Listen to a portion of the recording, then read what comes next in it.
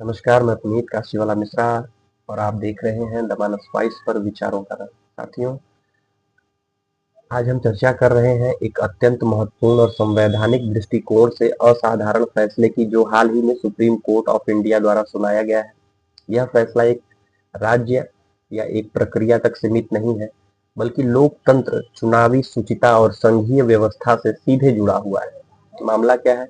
मामला जुड़ा हुआ है एसआईआर यानी कि स्पेशल इंटेंसिव रिवीजन, यानी मतदाता सूची के विशेष पुनरीक्षण प्रक्रिया के तहत।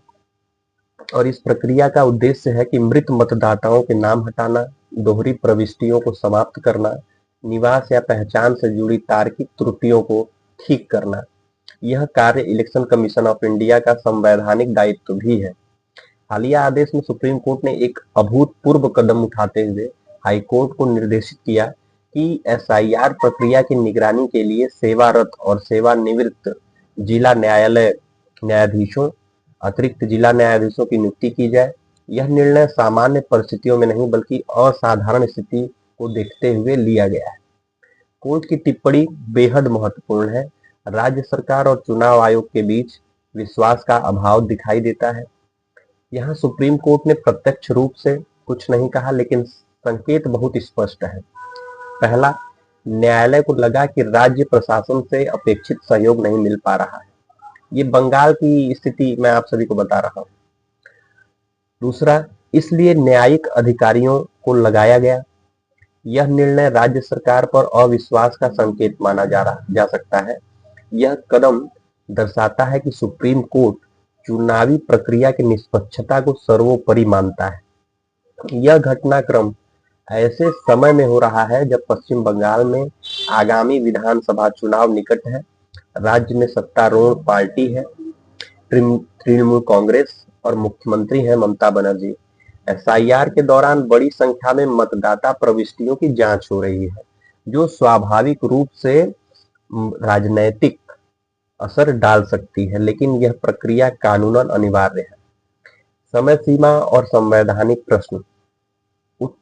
सुप्रीम कोर्ट ने मतदाता सूची के अंतिम प्रकाशन की समय सीमा 28 फरवरी तय की है। अब कानूनी प्रश्न ये है, यदि इस तिथि तक अंतिम सूची प्रकाशित नहीं होती और चुनाव कार्यक्रम प्रभावित होता है, तो क्या विधानसभा चुनाव टल सकते हैं?